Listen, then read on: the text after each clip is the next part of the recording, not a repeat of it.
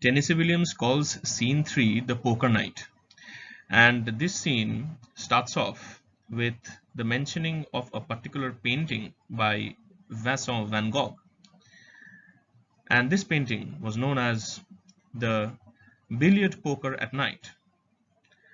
This painting has certain symbolical connotations. Now, Bridget Drogan from the University of Johannesburg had written an essay named Terrible Passions, Vincent van Gogh's Painting and A Streetcar Named Desire, where she had said that at the beginning of scene 3 in Tennessee Williams' A Streetcar Named Desire, a rich description of Stanley Kowalski's Poker Night involves a painting by Vincent van Gogh. The reference draws attention to the brash colors Williams harnesses as part of the imagery, supporting Stanley's brutal directness. Clearly, she says, Williams finds no better analogy for the lurid scene of the poker night than the painting on which he relies to set the scene for the reader of the script. And Williams mentions there is a picture of Van Gogh's off a billiard parlor at night, and you can see this particular painting which I have shown on the screen. The kitchen now suggests that sort of lurid nocturnal brilliance, the raw colors of childhood's spectrum. So we can see at the very beginning that the four players, namely the four men, that is Stanley, Steve, Mitch and Pablo, wearing colored shirts, solid blues, a purple, a red and white check, a light green, and they've started playing poker. And we can see that Stanley is on the losing side and he's very angry. So from the very beginning we see that Stanley Kowalski is very angry, and this can be clear when Stanley says that when I'm losing you want to eat? Ant up. Openers, get off the table, Mitch. Nothing belongs on a poker table but cards, chips and whiskey. So he's very irritated because he is losing the game right now. The irritation of Stanley Kowalski continues, and we see that when Mitch says that he has to go home early because he has a sick mother to attend to, and to which Stanley says, "Shut up. Why don't you stay at home with her?" And Mitch says that she says to go out, so I go, but I don't enjoy it. All the while I keep wondering how she is. So here we see that Mitch is a very sensitive man compared to Stanley, and Stanley wants his full focus on the poker game. He doesn't want his friends to go, and when he says that okay then shut up and go out, actually Stanley is very irritated. And we have to keep this in mind because this will be useful to us as the scene progresses, because this anger is going to heighten up to a great extent.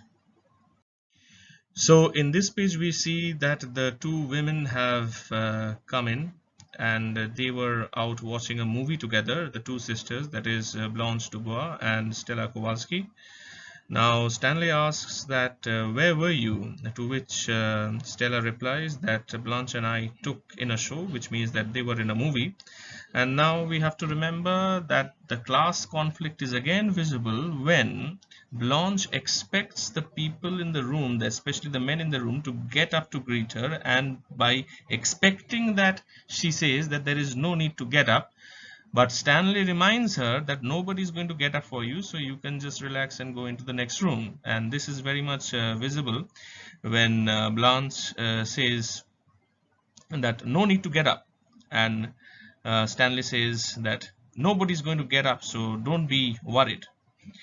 And later on we find that the game continues, and Blanche is feeling very tired, and she wants to go into the shower and have a bath. On this page we can clearly see that Blanche has developed a kind of an interest towards Harold Mitchell, who is known as Mitch, who wanted to go home to attend his sick mother earlier in the scene. And here we will see that Blanche wants to get to know him and possibly settle down with him, because Blanche also wants someone to fill in her lonely space, and she wants to get committed to someone and settle down in her life. The sisters are seen gossiping over here, and they are making fun of some people. But when they are gossiping and they're having fun and they're laughing, from the other room where the men are playing poker, Stanley says that stop making so much noise. And Stella is very offended and says that this is my house and I will make as much noise as I want. And Blanche says that okay, don't have to start a row, to which Stella replies that he's half drunk and I'll be out in a minute. And then what they do is they start playing music on the radio, and Stanley is again infuriated by this particular music because he's losing the poker night. And he says, who turned on in there? Who turned on that radio? And Blanche says that I did, and Stanley immediately says that turn it off. So you can see that Stanley wants to be the boss of the house, and he doesn't like anything which disrupts his mood. This scene also highlights the particular relationship between Blanche and Mitch, and we see that they have started talking to each other, where Blanche says, hello, the little boy's room is busy right now, and Mitch replies that we've been drinking beer, and Blanche says that I hate beer, to which Mitch replies, you should have beer because it's a hot weather drink. And Blanche says, oh, I don't think so. It always makes me warmer. Have you got any cigs? Which means she's asking for cigarettes. And Mitch says, yes, sure I have. And what kind are they? They are Luckies. So this particular incident shows that they are becoming more friendly, and slowly this can develop into a relationship which both of them need, because both of them are lonely in their lives. Their conversation continues, and here we get to know Blanche Dubois' name. That is, Blanche is the French word for white, or symbolically it can mean innocent, but in the American context, white can also connote white supremacy, and that is a very terroristic narrative if you see it in the context of African Americans. But I think Tennessee Williams has used it more to concentrate on the symbol of innocence, but I can tell you that Blanche is in no way innocent if we read the play. So basically, Dubois means from the woods, which Blanche says later on. And if we are asked that what is the meaning of Blanche Dubois' name, we can say that the meaning has its etymological roots in French, where Blanche means white and Dubois means from the woods. Harold Mitchell, and that is Mitch, and Blanche Dubois keep on talking, and we get to know that Blanche was a teacher, and she was an English teacher. Now this is that page where we see that Stanley will completely lose his head and burst into the scene and become very violent. If you can look at the page, we will see that Blanche has turned on the knobs of the radio, and the radio begins playing the German song Wien Wien Nur du Allen, which was a very popular song and still is a popular song by Rudolf Sienzinski, the 19th century musician. And we can see that Blanche waltzes to the music with romantic gestures, and Mitch is also delighted to it and moves in awkward imitation and is dancing like a bear. But Stanley now stalks fiercely through the portieres into the bedroom. He crosses to the small white radio, snatches it off the table. So he snatches that radio, and with a shouted oath, he tosses the instrument out of the window. So he picks up the radio and throws it outside, and the radio naturally will be destroyed if you do that. And Stella reacts by saying, drunk, drunk, animal thing, you. All of you, please go home. And Stella is also very angry now. Things are absolutely chaotic right now.